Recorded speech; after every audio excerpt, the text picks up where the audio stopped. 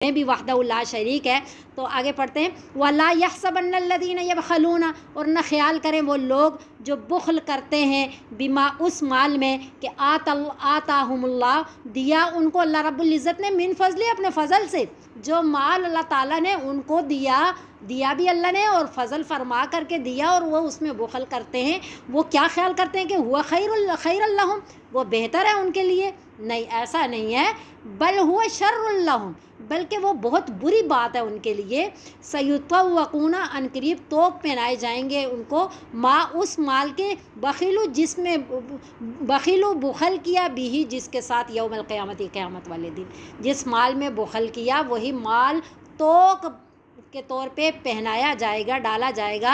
وَلِلَّهِ، اور اللہ تعالیٰ کے لیے ہے، میراث السماواتی، آسمانوں کی وراثت اور زمین کی، واللہ، اور اللہ تعالیٰ بما، جو کچھ بھی تم تعملون عمل کرتے ہو، خبیر، خبر رکھنے والا ہے۔ اس کے بارے میں سمجھتے ہیں کہ یہ بخل جو ہے، بخل کس کو کہتے ہیں؟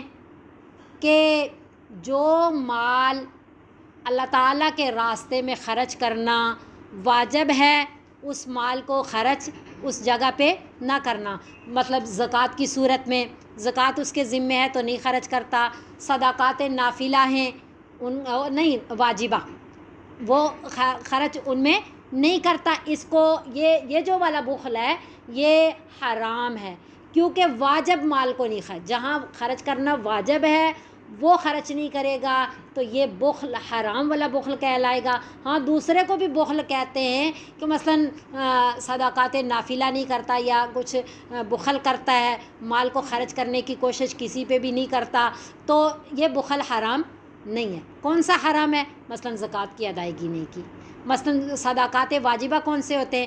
جیسے صدقہ فطر ہے، جیسے نمازوں کا فدیہ ہے، تو ان میں نہیں خرچ کرتا۔ یہ جو ہے نا بخل کون سا والا ہے؟ حرام ہے۔ اس کی سزا اللہ قرآن میں سنا رہے ہیں، اور نبی صلی اللہ علیہ وسلم کی مبارک حدیث بھی ہے۔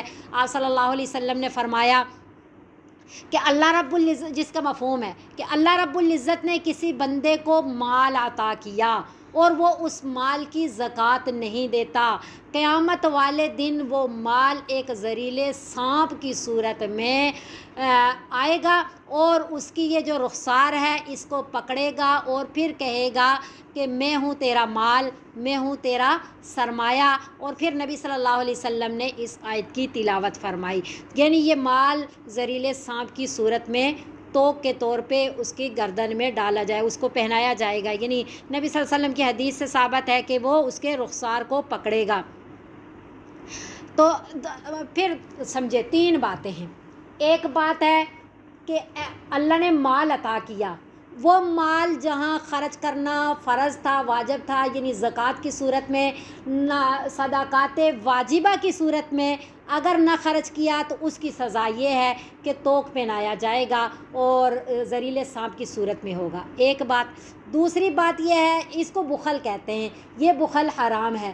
دوسرا یہ ہے کہ مال ملا لیکن صدقات واجبہ اور فرائض کی جگہ خرچ کرنے والی بات نہیں ہے، عام دوسری باتوں میں نہیں خرچ کرتا، اس کو بھی بخل کہتے ہیں، لیکن یہ حرام نہیں ہے، مکروہ ہے، بری بات ہے، اور اس کی یہ والی سزا نہیں ہے۔ تیسری بات، ایک ہوتا ہے بخل اور ایک اور ہوتا ہے جو حدیث میں جس لفظ کو استعمال کیا گیا اس کو شح کہتے ہیں، شح۔ اس کے بارے میں نبی صلی اللہ علیہ وسلم کی حدیث ہے، لا یجتمع شح و ایمان، لا یجتمع شح و ایمان فی قلب رجل مؤمن ابدا، کہ ایمان اور شح یہ دونوں چیزیں ایک مومن بندے کے دل میں کبھی بھی اکٹھی نہیں ہو سکتی۔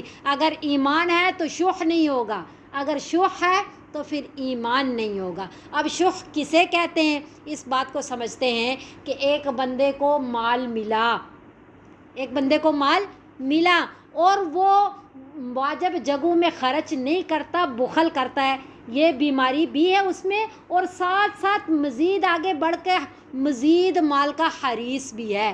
یہ بخل اور حرص دونوں چیزیں جب ملتی ہیں تو یہ شح کہلاتی ہیں۔ شح کسے کہتے ہیں؟ کہ جہاں مال خرچ کرنا واجب ہے وہاں خرچ بھی نہیں کرتا، مزید مال کی حرص رکھتا ہے اور مزید مال بڑھا رہا ہے اور اس پہ حریص ہے، تو یہ حرص اور بخل دونوں مل کر کے کیا کہلاتی ہیں؟ شح۔ اور یہ شح پتہ چلا جب دل کے اندر آ گیا تو ایمان گویا کہ اس طرح باقی نہیں رہا۔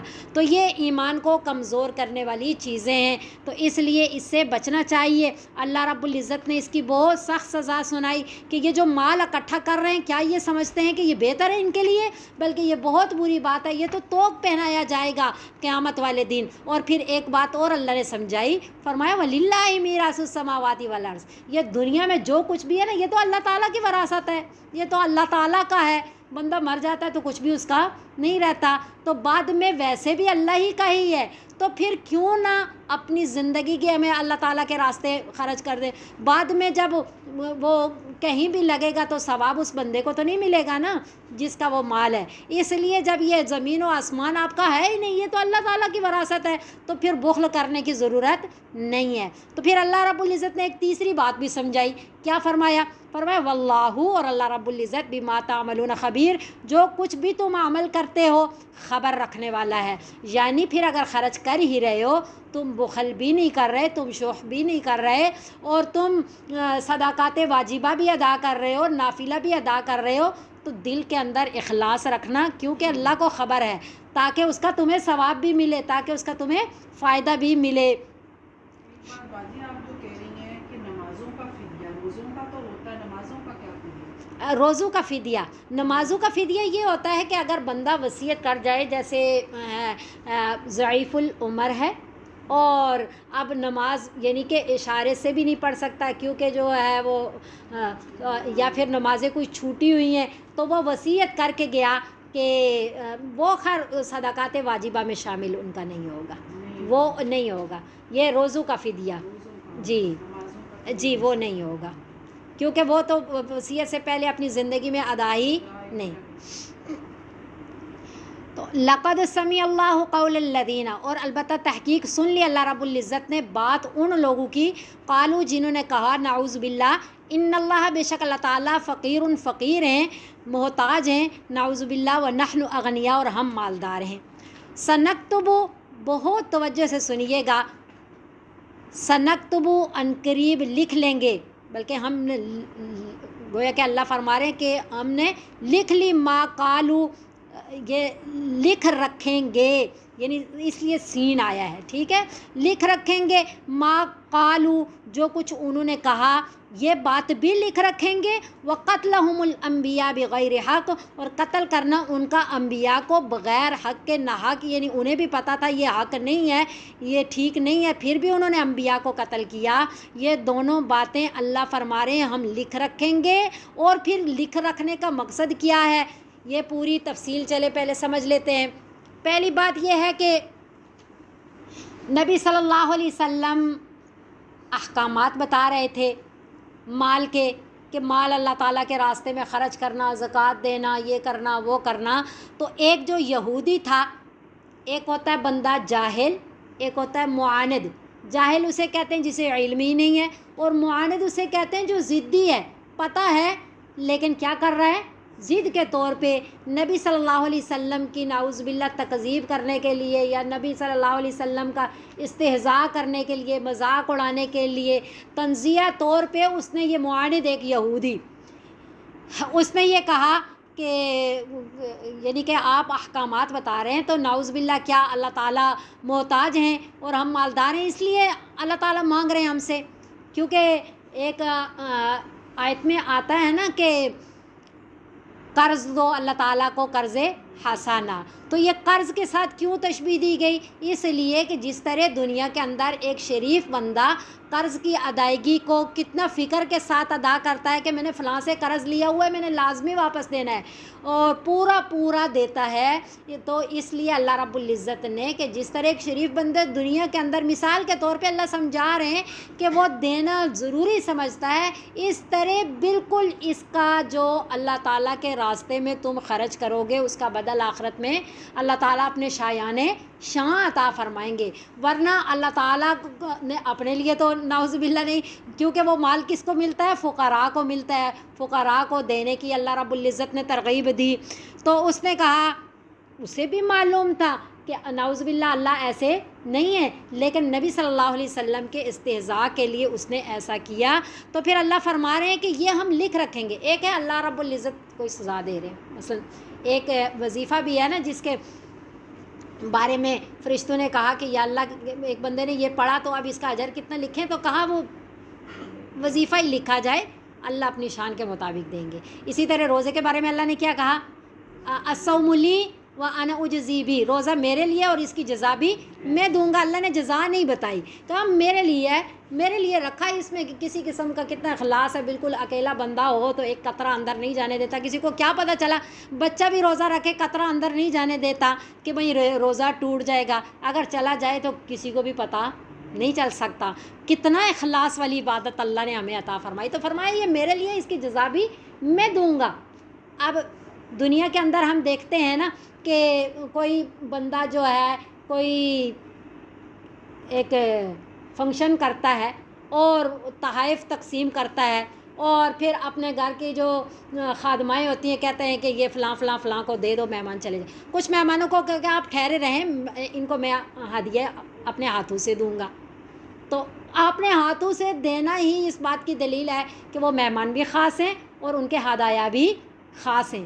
تو اللہ اس میں ویسے تو یہ فرشتوں کو مقرر کیا ہوا ہے، لکھ لینا یہ اجر ملے گا، فلاں پہ یہ ملے گا، فلاں پہ یہ ملے گا، لیکن جب اللہ نے کہہ دیا لکھ لیں میں خود دوں گا، اسی طرح جب اللہ نے کہا لکھ لیں سزا میں، سزا اللہ نے نہیں بتائی۔ وہ کہیں عذاب عظیم ہے، کہیں علیم ہے، کہیں مہین ہے، یہاں اللہ نے کہا لکھ لیں، یہاں اللہ نے، تو وہ کتنے شدید جرم ہے کہ اللہ کے لیے اتنی بڑی بات بول دینا، نعوذ باللہ، اور کتنی سخت قسم کی اس کی سزا ہوگی۔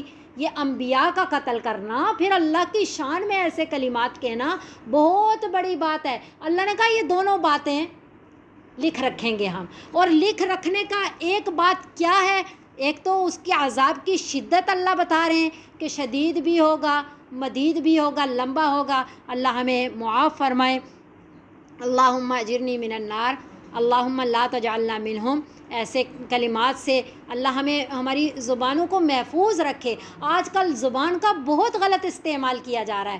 پہلے بھی میں نے آپ کو ایک دفعہ بتایا تھا کہ سورہ حشر ہے، سورہ حشر کے پہلے رکوع کی آخری آیت ہے، ربنا اغفر لنا ولاخواننا الذین سبقونا بالایمان ولا تجعل فی قلوبنا غلا للذین آمنوا ربنا انک رؤوف الرحیم۔ جب یہ ہم دعا پڑھتے رہیں گے نا، کبھی بھی نہ ہماری زبان اپنے اسلاف اکابرین کے بارے میں غلط بولے گی، نہ ہمارے دل میں کبھی ان کے لیے بری بات پیدا ہوگی۔ جب ہم بالکل کراس کر جاتے ہیں نا تو پھر بہت ہر طرح کی باتیں بولنا شروع ہو جاتے ہیں۔ اس لیے اس دعا کا بہت اہتمام کریں ہر نماز کے بعد، ربنا اغفر لنا ولاخواننا الذین سبقونا بالایمان ولا تجعل فی قلوبنا غلا للذین آمنوا ربنا انک رؤوف الرحیم، کیونکہ یہ باتیں اللہ تعالیٰ کو ایک اپنی شان، دیکھیں دو باتیں یہاں اللہ نے کہ ان اللہ فقیر ونحن اغنیاء کہا گیا، اللہ تعالیٰ کی شان میں بری بات کہی گئی، اللہ نے وہ بھی لکھوا دینے کا کہا۔ اور دوسرا اللہ کے انبیاء، پوری مخلوق میں سب سے افضل کون ہے؟ اللہ تعالیٰ کے چنے ہوئے بندے انبیاء، ان کا قتل کرنا کتنی بری بات ہے۔ دونوں باتیں اللہ نے کہا لکھ رکھیں گے۔ اور پھر کیا فرمایا؟ وَنَقُولُ ذُوقُوا عَذَابَ الْحَرِيقِ، اور کہیں گے ہم چکھو یہ جلنے کا عذاب، کہ لکھ رکھیں گے اس وقت حجت کے طور پہ بتائیں گے کہ یہ جو جلنے کا عذاب تمہیں دیا جا رہا ہے نا، اس کو چکھو، یہ کس لیے ہے؟ ذالک بما قدمت ایدیکم، یہ بالکل وہی والی گناہ ہے جو تم نے اپنے ہاتھوں سے آگے بھیجا، تم نے یہ بات بولی تھی، ورنہ وَأَنَّ اللَّهَ لَيْسَ بِظَلَّامٍ لِّلْعَبِيدِ، اور یہ کہ اللہ تعالیٰ نہیں اپنے بندوں پہ ظلم کرنے والے، یہ اللہ تعالیٰ کی طرف سے ظلم نہیں ہے جو اتنی دہکتی آگ میں جلایا جا رہا ہے، یہ بالکل تم نے اپنے ہاتھوں سے آگے بھیجا تھا کہ تم نے یہ اتنی سخت قسم کی باتیں ضد میں آ کر کے کہی تھی، تو ان کا عذاب چکھو۔ ایک تو یہ بات ہو گئی. دوسرا یہ ہے کہ یہ یہودیوں کا ایک اور بات بتائی جا رہی ہے. ایک تو یہ، اور دوسری ان کا کہ انہوں نے نبی صلی اللہ علیہ وسلم کی تکذیب کرنے کا ایک طریقہ اختیار کیا کہ ہم نبی صلی اللہ علیہ وسلم کو کیسے جھٹلائیں، کہیں کہ بھئی آپ اللہ تعالیٰ کے نبی نہیں ہیں. وہ پہلے انتظار کرتے تھے، لیکن جب انہوں نے دیکھا کہ چلی گئی ہے، آج جو خاندانوں پہ ہم فخر کرنے والے ہیں نا، یہ یہودیوں کا ضد و عناد کس وجہ سے تھا؟ حالانکہ وہ نبی صلی اللہ علیہ وسلم کے منتظر تھے کہ کب آئیں گے. لیکن حضرت باقی سارے انبیاء کدھر سے؟ حضرت اسحاق علیہ السلام کی اولاد سے، اور نبی صلی اللہ علیہ وسلم حضرت اسماعیل علیہ السلام کی اولاد سے. جب نبوت ادھر سے ادھر کو آ گئی تو وہ پھر کیا ہو گئے؟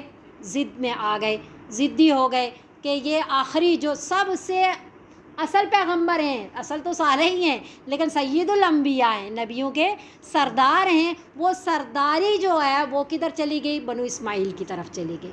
تو یہ ان کے اندر ضد تھی، نبی صلی اللہ علیہ وسلم کی تکذیب کرنا چاہ رہے تھے کہ ہم ان کو جھٹلائیں، اور راہ نہیں مل رہی. تو یہاں انہوں نے جو طریقہ اختیار کیا، اللہ نے اس کو بیان فرمایا کہ انہوں نے کیا طریقہ اختیار کیا. نبی صلی اللہ علیہ وسلم سے کہنے لگے کہ پہلے جو پیغمبر ہوا کرتے تھے ان کی پیغمبری کی نشانی یہ ہوا کرتی تھی کہ وہ جو نظر و نیاز تھا، جو کچھ وہ انہوں نے اللہ تعالیٰ کے راستے میں دینا ہوتا تھا، اس کو پہاڑ کی چوٹی پہ رکھتے، ایک آگ آتی آسمان سے اس کو کھا جاتی، وہ پتہ چلتا یہ واقعی پیغمبر ہے. آپ نے تو ایسا کچھ بھی نہیں دکھایا، آپ کو ہم کیسے پیغمبر تسلیم کر لیں؟ ہمارے سے تو اللہ نے عہد لیا تھا، یعنی اللہ نے حکم دیا تھا اور ہم نے اس کو قبول کیا تھا کہ جب تک کوئی یہ والی نشانی نہ بتائے، یہ والا معجزہ نہ دکھائے تو تم کبھی بھی اس کو پیغمبر نہ ماننا. تو یہ تو آپ نے دکھایا ہے نہیں، ہم کس طرح آپ کو پیغمبر تسلیم کر لیں؟ یہ بات انہوں نے کہی تھی، اور پھر اللہ نے اس کا جواب دیا. پہلی بات تو یہ ان کی یہ ہے کہ معاندانہ ہے، ضد و عناد میں کہی ہوئی بات ہے کہ الذین، وہ لوگ، قالو، جنہوں نے کہا، یہودیوں نے، ان اللہ، بے شک اللہ تعالیٰ نے، عہد الینا، عہد لیا، یعنی ہمارے سے ایک وعدہ لیا ہے کہ اللہ نؤمن لرسول، یہ کہ نہیں مانیں گے تم کسی کو بھی رسول، حتی یأتینا، یہاں کے لائے وہ ہمارے پاس، بقربان، ایسی قربانی کہ تأکلہ النار، کھا لے اس کو آگ. کیونکہ امت محمدیہ کی یہ شان ہے نبی صلی اللہ علیہ وسلم کی کہ پہلے یہ ہے کہ نظر و نیاز جو دی جاتی سے صدقہ و خیرات وہ پہاڑ پہ رکھے جاتے اور آگ آ کر کے اسے کھا جاتی، یہ اس کی قبولیت کی دلیل تھی. لیکن امت محمدیہ کے لیے کیا ہوا کہ وہ امت کے فقراء کے لیے اللہ نے وہ کہا. یہ بھی ایک فضیلت ہے نبی صلی اللہ علیہ وسلم کی باقی پیغمبروں سے اور اس امت کی، کہ پہلے صدقات کا یہ طریقہ تھا اور اب صدقات کا غرباء کے فائدے کے لیے استعمال ہو جاتا ہے. قل، اے نبی صلی اللہ علیہ وسلم آپ فرما دیجئے، قد جاءکم رسل من قبلی، یعنی تحقیق آئے تمہارے پاس کئی رسول مجھ سے پہلے، بالبینات، واضح نشانیاں لے کر کے، وبالذی، اور وہ والا معجزہ بھی لے کر کے، قل، تم جو تم کہتے ہو، جو تم مجھ سے مانگ رہے ہو نا کہ آگ آئے اور کھا جائے، آپ نہیں لائے. تو یہ پہلے بہت سارے نبی آئے، وہ واضح نشانیاں معجزات لے کر کے آئے، اور یہ والا معجزہ بھی لے کر کے آئے جس کا سوال تم مجھ سے کرتے ہو. تو پھر تم یہ جواب دو کہ فَلِمَ قَتَلْتُمُوهُمْ، تم نے ان کو کیوں قتل کیا؟ ان کنتم صادقین، اگر تم سچے ہو، تمہیں یہ معجزہ ہی چاہیے تو وہ تو معجزہ انہوں نے دکھایا تھا، تم نے ان کو کیوں قتل کیا؟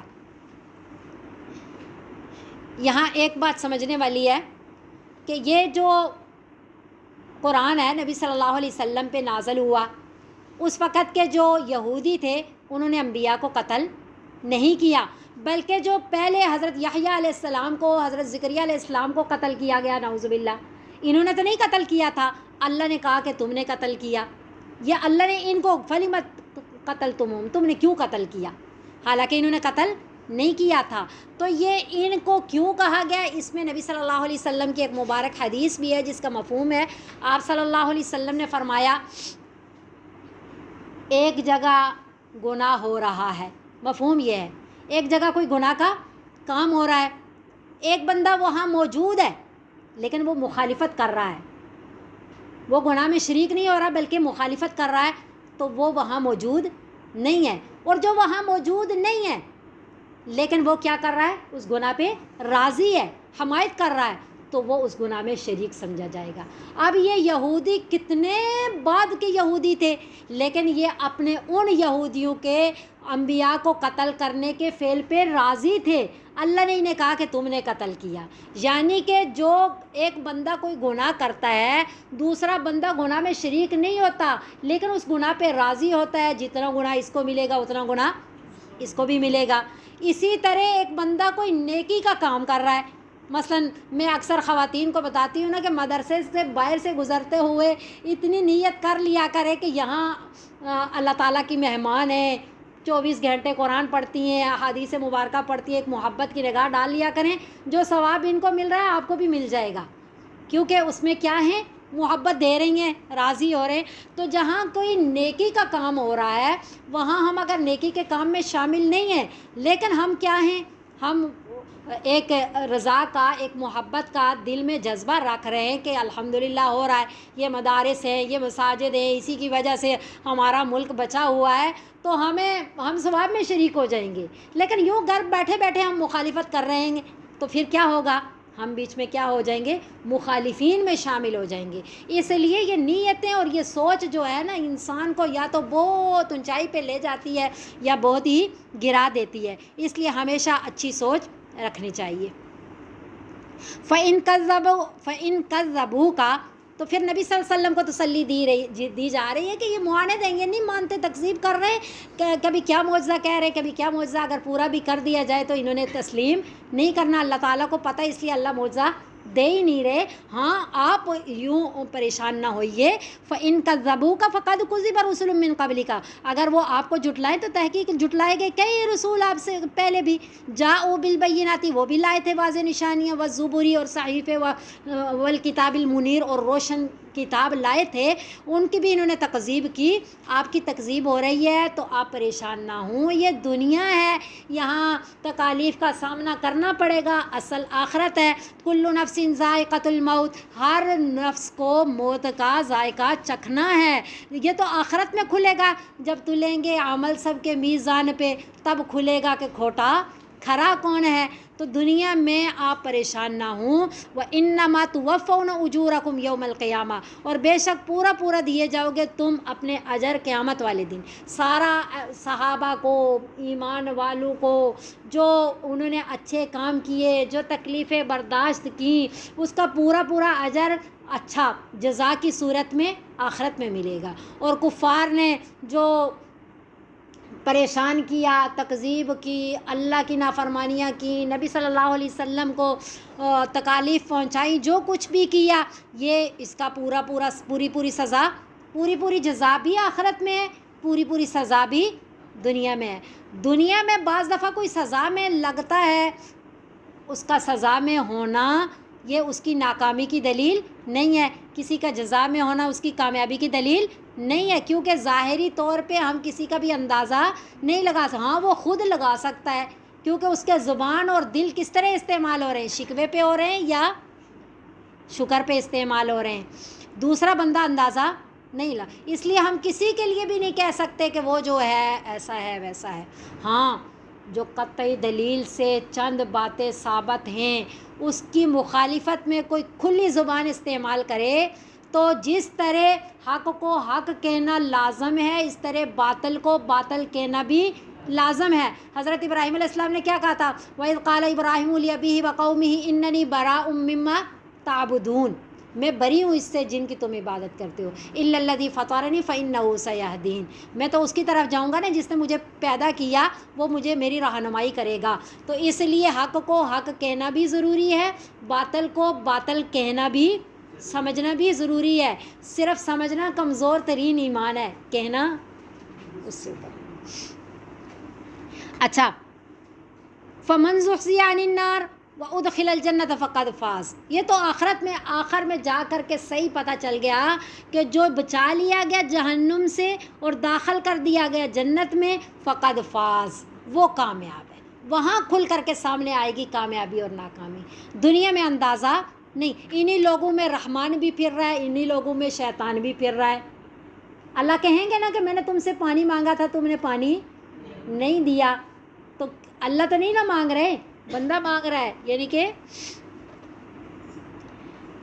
वमल हयातुद्दुनिया इल्ला मताउल गुरूर, और नहीं है दुनिया की ज़िंदगी मगर धोखे का सामान। जिस तरह दुनिया में रंगीनियों वाली कोई चमकती चीज़ बंदा लेकर के आता है ना, तो आ कर के उसे पता चलता है ये तो धोखा था, ये तो मेरे साथ फ्रॉड हो गया, ये सही नहीं है। इसकी रंगीनी को देख करके, इसकी चमक को देख करके मैं ले आई, लेकिन इसकी हकीकत ये नहीं है। इसी तरह दुनिया की चीज़ों की रंगीनियाँ, ये दुनिया जो है शैतान मुज़य्यन करके दिखाता है, इसकी ज़ीनत में देख करके हम शैतान के उसमें नक्शे कदम पे चल जाते हैं, तो ये धोखे का सामान है, ये असल हकीकत नहीं है। लतुबलवुन्न फ़ी अमवालिकुम व अनफुसिकुम, ये बहुत बड़ी बात है, ये तवज्जो से सुनिएगा। नबी सल्लल्लाहु अलैहि वसल्लम और सहाबा कराम रिज़वानुल्लाह अलैहिम अजमईन को अल्लाह रब्बुल इज़्ज़त बता रहे हैं कि ये दुनिया है ना, तो इसमें ऐसा ज़रूर होगा कि तुम अपने मालों में भी और अपनी जानों में ज़रूर आजमाए जाओगे। ये है ही नहीं कि तुम्हारी आजमाइश ना आए। अभी क्या हुआ, अभी तो बहुत है। वला तस्मउन्ना मिनल्लज़ीना उतुल किताब मिन क़ब्लिकुम व मिनल्लज़ीना अशरकू अज़न कसीरा, अलबत्ता ज़रूर सुनोगे तुम उन लोगों से जो अहले किताब हैं तुमसे पहले, और जिन्होंने उन लोगों से भी बातें सुनोगे जो मुशरक हैं, अज़न कसीरा, बहुत अज़ियत वाली, बहुत बड़ी दर्दनाक बातें सुनोगे जो तुम्हारे दिलों को हिला करके रख देंगी। ये तो दुनिया में होता है कि जो अल्लाह के नाफरमान हैं, अल्लाह के फरमाबरदारों को उनसे बहुत अज़ियतनाक बातें सुननी पड़ती हैं। ये तुम्हें ऐसा होगा, इसमें दुखी ना हो। दो काम करो, अल्लाह ने हर चीज़ का हल बताया हुआ है, अल्लाह ने खोल करके बता दिया कि होगा, तुम्हारी आजमाइश होगी। मालों के लिए भी परेशानी का सामना करना पड़ेगा, अपनी जान के लिए भी परेशानी का सामना करना पड़ेगा, और ये बात भी पक्की है कि लोग तुम्हें तकालीफ ज़रूर देंगे, ऐसी अज़ियतनाक बातें करेंगे कि जो तुम्हारे दिलों को हिला कर रख देंगी। लेकिन तुमने क्या करना है, मुकाबला नहीं, तुमने क्या करना है, तुमने दो काम करने हैं। अल्लाह ने दो तरीके बताए, व इन तस्बिरू व तत्तकू, सब्र करो और तकवा इख्तियार करो, तुम अल्लाह ताला की नाफरमानी से बचो। तुमने सब्र करना है। सब्र की 3 किस्में हैं, सब्र अलल मासिया, सब्र अलल मुसीबा, सब्र अलत ताआ। अपनी जान पे कोई मुसीबत है, औलाद की मुसीबत है, परेशानी है, तो इसको क्या कहते हैं, सब्र अलल मुसीबा। ये इसके कितने दर्जे हैं, 300। और एक है सब्र अलत ताआ, कि दिल नहीं करता अपने नेकी का काम करने का, नमाज पढ़ने का, क्लास में आने का, लेकिन यह है कि अपने नफ्स पे पाँव रख करके, हिम्मत करके, अल्लाह की रज़ा और खुशनुदी को सामने रखते हुए, शरीयत को सामने रखते हुए हमने शैतान को हरा दिया, नफ्स को हरा दिया, हम इबादत के लिए निकल आए, अल्लाह ताला की फरमाबरदारी के लिए निकल आए। जो ही देखें, यहाँ तक हमारा इम्तहान होता है। एक बात ये भी ज़हन में रखिएगा, आगे फ़ौरन अल्लाह उठा लेते। जैसे बच्चे को ना, अब माँ को पता है चल नहीं सकता, अभी चलना इसने सीखा नहीं, लेकिन दूर खड़ा करती है कि खड़े हो चलो, लेकिन साथ उसने हाथ फैलाए होते हैं कि बस गिरने लगा तो मैं फ़ौरन पकड़ लूँगी, फ़ौरन से। अब जो बच्चा एक कदम उठाता है, ज़रा सा डगमगाता है, फ़ौरन माँ पकड़ लेती है, गिरने नहीं देती। बिल्कुल इसी तरह अल्लाह रब्बुल इज़्ज़त बिल्कुल मुअव्वन है, मददगार हैं। अल्लाह कभी भी गिरने नहीं देते। बस हमने इतना करना होता है कि अपने नफ्स और शैतान को कुचल करके, हिम्मत करके इरादा कर लेना है कि बस अब इरादा कर लिया, आगे अल्लाह ताला की मुआवनत शुरू हो जाती है। फिर अल्लाह वो नेकी का काम, उसकी तकमील तक भी अल्लाह पहुंचा लेते हैं। तकमील तक ना पहुँचे, उससे पहले वफ़ात हो गई, अल्लाह तकमील तक पहुँचने का सवाब अता फरमा देते हैं, वो दर्जा अता फरमा देते हैं। हमने सिर्फ जो है हिम्मत करके ना ज़रा सा उठ खड़े होना है। एक है सब्र अलल मासिया, के गुनाह का जी भी चाह रहा है, महफिल गरम है, गीबत करने का, झूठ बोलने का, बात पता होती है, आज 32 दांत से निकली हुई बात को 32 रंग दिए जाते हैं, तो जी भी पीछे नफ्स और शैतान की चालें भी होती हैं। लेकिन हम क्या करते हैं, हम बचने की कोशिश करते हैं, तो क्या होता है, सब्र अलल मासिया पे 900 दर्जे मिलते हैं। ये सबसे बड़ा सब्र है, ہم جس کو صبر کہتے ہیں نا، ہم صرف اس کو صبر کرتے ہیں جو مصیبت پہ صبر ہے، وہ سب سے چھوٹا صبر ہے، یہ سب سے بڑا صبر ہے، اور اصل تقویٰ بھی یہی ہے، صبر اور تقویٰ ایک ہی چیز ہیں۔ اللہ خود فرما رہے ہیں فَإِنَّ ذَلِكَ مِنْ عَزْمِ الْأُمُورِ، بس بے شک یہ بہت ہمت کے کاموں میں سے ہے، بہت ہمت کرنی پڑتی ہے، بہت اپنے نفس کو کچلنا پڑتا ہے، بہت تاکیدی احکامات میں سے ہیں۔ اللہ نے بھی ان کی بہت تاکید فرمائی ہے، دو معنی ہیں، ایک تاکیدی حکم ہے اور ایک ہمت والے کام ہیں۔ وَإِذَا أَخَذَ اللَّهُ مِيثَاقَ الَّذِينَ، اور یہ ان یہودیوں کو وہ والا وقت کبھی بھی نہیں بھولنا چاہیے کہ اخذ اللہ، لیا اللہ رب العزت نے، میثاق الذین اوتوا الکتاب، وعدہ ان لوگوں سے جو دیے گئے کتاب، اللہ نے ان سے وعدہ لیا تھا کہ لتبیننہ للناس، البتہ ضرور ظاہر کرو گے اس کو تم لوگوں کے لیے، ولا تکتمونہ، اور نہیں چھپاؤ گے تم اس کو۔ اللہ نے ان سے وعدہ لیا تھا کہ تورات کے کسی، انجیل کے کسی حکم کو بالکل بھی چھپاؤ گے نہیں، کھول کر کے واضح بیان کرو گے ہر حکم کو، کیونکہ ان کتابوں میں نبی صلی اللہ علیہ وسلم کے ساری نشانیاں بتائی گئی، قرآن کے بارے میں بتایا گیا، ہر چیز کی وضاحت کی گئی، لیکن انہوں نے اس کو پھر کیا کیا؟ چھپایا۔ فَنَبَذُوهُ وَرَاءَ ظُهُورِهِمْ، پس پھینک دیا اس کو اپنی پشتوں کے پیچھے، یعنی پس پشت ڈال دیا، بلکہ انہوں نے ساتھ اور کام کیا، کیا؟ وَاشْتَرَوْا بِهِ ثَمَنًا قَلِيلًا، لے لیا انہوں نے اس کے بدلے، ان احکامات کے بدلے میں قیمت تھوڑی، کیا آمدنی تھوڑی لی تھی؟ مطلب تھوڑے پیسے لے کر کے اتنا بڑا حکم دے دیتے تھے؟ نہیں، یہ تھوڑے سے کیا مراد ہے؟ جو لے رہے ہیں اس کی کوئی حقیقت ہی نہیں ہے، ثمنً قلیلا، کم حقیقت چیز جس کی کوئی حقیقت ہی نہیں ہے، تو کیونکہ آمدنی کیا چیز ہے جس کے پیچھے اللہ تعالیٰ کا اتنا بڑا حکم چینج کر دیا جائے، بدل دیا جائے، بیچ ڈالا جائے۔ تو انہوں نے کیا، اللہ تعالیٰ کے احکامات کو گویا کہ یہ لے کر کے تھوڑی سی آمدنی، کم حقیقت چیز، تو فبئس ما یشترون، بہت ہی برا ہے جو یہ لیتے ہیں، خریدتے ہیں۔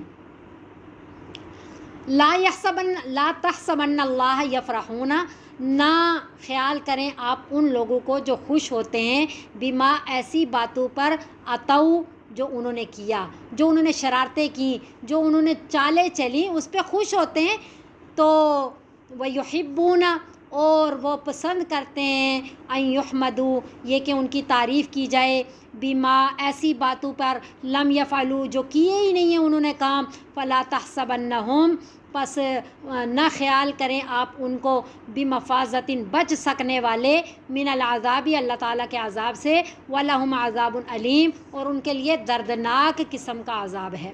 اب یہاں دو باتیں، ان کی دو برائیاں بتائی گئی ہیں۔ پہلی بات تو یہ بتائی گئی کہ یہ چھپا کر کے، تو یفرحون، یہ جو چھپایا ہے، جو چال کی ہے، تو اس پہ خوش ہوتے ہیں۔ اور دوسری برائی کیا بتائی گئی؟ جو کام انہوں نے کیا ہی نہیں ہے اس پہ بھی چاہ رہے ہیں کہ ہماری تعریف ہو۔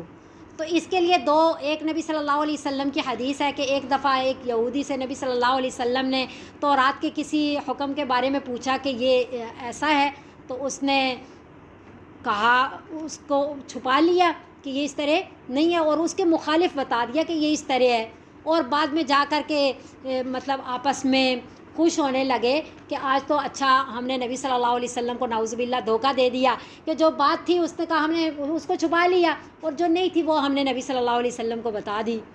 تو نبی صلی اللہ علیہ وسلم تو نبی ہیں اللہ تعالیٰ کے، اللہ تو وحی کے ذریعے ہر بات کو کھول دیتے ہیں، لیکن وہ اپنی جگہ جا کر کے خوش ہو رہے کہ ہم نے نبی صلی اللہ علیہ وسلم کو حکم دے کیا نام ہے، دھوکہ دے دیا، جو بات تھی وہ ہم نے چھپا لی، اور جو نہیں تھی یعنی اس کے خلاف ہم نے نبی صلی اللہ علیہ وسلم کو بتا دی۔ ایک بات تو یہ، دوسرا یہ تھا کہ یہ جب جہاد کے لیے جاتے تو گھر بیٹھے رہتے یہ منافقین، اور پھر واپس جب نبی صلی اللہ علیہ وسلم، یعتذرون الیکم اذا رجعتم، ہے نا 11واں پارہ، کہ عذر پیش کرتے، جھوٹی قسمیں کھاتے کہ اے نبی صلی اللہ علیہ وسلم ہماری یہ مجبوری تھی، ہم بالکل جا رہے تھے، فلاں تھا اس لیے ہم نہیں جا سکے، جھوٹی قسمیں بھی کھاتے، عذر پیش کرتے، اور اوپر سے ان کی یہ چاہ ہوتی کہ نبی صلی اللہ علیہ وسلم پھر ہماری تعریف بھی کریں۔ تو اللہ رب العزت نے پھر ان کے لیے یہ بتایا۔ اب یہاں بات سمجھیے گا کہ یہ کتمان علم جو ہے، علم چھپانے کا گناہ، کیونکہ یہ علم کو چھپاتے تھے تو یہ دنیاوی اغراض کے لیے چھپاتے تھے، یہ ان کی اپنی اغراض تھی۔ ایک یہ غرض تھی کہ اس کے بدل میں آمدنی ہو، دوسری یہ غرض تھی کہ نبی صلی اللہ علیہ وسلم اور صحابہ کرام رضوان اللہ علیہم اجمعین کو تکالیف پہنچانا چاہتے تھے، تو یہ ان کی دنیاوی اغراض تھی، تو یہ سزا ان کے لیے ہے۔ ایک ہوتا ہے دنیاوی اغراض تو نہیں ہے، لیکن ایک دینی حکمت ہے کہ مثلاً کچھ مسائل ایسے ہوتے ہیں کہ عوام کو کھول کر کے بتا دیے جائیں تو اس میں عوام کا نقصان ہوتا ہے، تو وہ عوام کو نہیں بتائے جاتے، تو یہ اس زمرے میں نہیں ہے، ایک بات۔ دوسری بات یہ سمجھنے والی ہے کہ وہ خوش ہوتے ہیں ایسی باتوں پہ نہیں، وہ چاہتے ہیں ایسی باتوں پہ جو انہوں نے کی ہی نہیں ہے کہ ان کی تعریف کی جائے۔ اب ایک کام کیا ہی نہیں ہے، اس پہ تعریف کا اہتمام کرنا یا انتظار کرنا، یہ تو مذموم ہے، بری بات ہے، ناپسندیدہ بات ہے، تو یہ تو ہے ہی بہت بری بات کہ کیا بھی نہیں ہے اور اس پہ تعریف کا انتظار کرنا۔ اگر کیا ہے کسی نے اچھا کام تو کیا اس میں تعریف کا انتظار کرنا اور اہتمام کرنا جائز ہے؟ وہ پسندیدہ ہے، وہ بھی پسندیدہ نہیں ہے کہ ہم ایک اچھا کام کریں اور پھر پورا اہتمام کریں کہ کوئی اس اچھے کام پہ ہماری تعریف کرے، انتظار کریں۔ ہاں، اگر اہتمام بھی نہیں کر رہے، انتظار بھی نہیں کر رہے، لیکن ہم چاہتے ہیں کہ ہماری نیک نامی ہو، ہم کوئی برے، بعض دفعہ ایسا ہوتا ہے نا کہ کچھ نہ کچھ بچوں کے سامنے بھی یہ رکھنا پڑتا ہے کہ ہم بھی نماز پڑھ رہے ہیں، ہم بھی قرآن پڑھ رہے ہیں، کہ بچے یہ نہ سمجھے کہ خود تو امی پڑھتی ہی نہیں ہیں اور خود تو وہ نیکی کا کام کرتے ہی نہیں، بس ہمیں ہی کہتے رہتے ہیں، تو کچھ کام پھر ان کے سامنے کرنے پڑتے ہیں، اور یہ ہوتا ہے کہ ان کے دل میں یہ بات ہو کہ امی یہ کام کر رہی ہیں نیک نامی کا، یعنی اس کا اہتمام تو نہیں کیا جاتا، اس کا انتظار نہیں کیا جاتا، صرف یہ ہے کہ دل میں یہ خیال ہو، تو یہ برا نہیں ہے، نہ اس میں شامل ہے، یعنی ریاکاری بھی نہ ہو، اور دوسرے کی دیکھیں دو طرح کی احادیث آتی ہے نبی صلی اللہ علیہ وسلم کی، ایک ہے کہ اگر کسی نے مفہوم یہ ہے کہ اس طرح کیا تو اس کو کیا ملے گا، ریاکاری کا گناہ، اس کے اعمال قبول نہیں ہوں گے، اور دوسری حدیث میں ہے کہ ایسا کیا تو اس کو ڈبل ثواب ملے گا۔ تو دونوں میں فرق کیا ہے؟ مثلاً ایک بندہ نماز پڑھ رہا ہے، دوسرا آ گیا، اس نے اپنی نماز کو اس کے دکھلاوے کے لیے بڑا اچھا کیا کہ بھائی یہ کہے گا کہ بہت نیک ہے، اور بنا سنوار کر کے پڑھنا شروع کر دیا، تو یہ کیا ہو گئی؟ ریاکاری ہو گئی۔ ایک ہے کہ اس کا ارادہ نہیں تھا کہ کوئی میری نماز کو دیکھے، لیکن یہ ہے کہ نماز پڑھ رہا تھا، کوئی آ گیا تو اس نے اللہ تعالیٰ کا شکر ادا کیا کہ مجھے اس نے کسی برائی میں نہیں دیکھا، اچھائی میں ہی دیکھا، لیکن اس نے نیت یہی رکھی کہ اللہ تعالیٰ کے لیے ہی پڑھ رہا ہوں، اپنی نیت کو خراب نہیں ہونے دیا، تو اس کو ڈبل ثواب ملے گا۔ ایک تو اس کے اخلاص کی وجہ سے اسے ملے گا کہ اس نے اللہ تعالیٰ کی طرف ہی نظر رکھی، یہ خیال کیا کہ اس نے مجھے نیک نامی میں، لیکن یہ نہیں کہ میری عبادتوں کو دیکھ کر کے مجھے بہت نیک سمجھے، تو دوسرے کو بھی خیال ہوا کہ دیکھو یہ نماز پڑھتا ہے تو مجھے بھی پڑھنی چاہیے، تو ڈبل ثواب کیوں ملا؟ ایک ثواب اس لیے ملا کہ اس نے اخلاص سے اپنی عبادت کی، دوسرا ثواب کہ دوسرے نے بھی دیکھ کر کے اس کو بھی ترغیب ہو گئی، تو ترغیب کا بھی اسے ثواب ملے گا۔ اس لیے یہ ہے کہ اپنی نیتوں کو ایک دیکھ لینا اور بات ہے، خیال آ جانا اور بات ہے، لیکن اس کو جمانا یا اس کا اہتمام کرنا یا تعریف کا انتظار کرنا یہ غلط ہے۔ اللہ ہمیں اس سے محفوظ رکھے۔ وَلِلَّهِ مُلْكُ السَّمَاوَاتِ وَالْأَرْضِ، اور اللہ تعالیٰ کے لیے یہ بادشاہت آسمانوں کی اور زمین کی، وَاللَّهُ عَلَىٰ كُلِّ شَيْءٍ قدیر، اللہ تعالیٰ ہر چیز پر قدرت رکھنے والے ہیں۔ اللہ ہمیں عمل کی توفیق عطا فرمائے۔ یہ آخری رکوع بہت ہی اہم رکوع ہے، اس میں اللہ کرے سب حاضر ہوں اور پورے اہتمام سے ہم پڑھیں، کیونکہ جس نے نبی صلی اللہ علیہ وسلم نے فرمایا، جس کا مفہوم ہے کہ یہ سورہ جو آل عمران کا آخری رکوع ہے، کہ جس نے ان آیات کو پڑھا اور غور و فکر نہ کیا، بڑی بربادی ہے اس کے لیے۔ تو پورے اہتمام سے انشاءاللہ پڑھیں گے۔ اللہ ہمیں توفیق عطا فرما دے، قبول فرما لے۔ وآخر دعوانا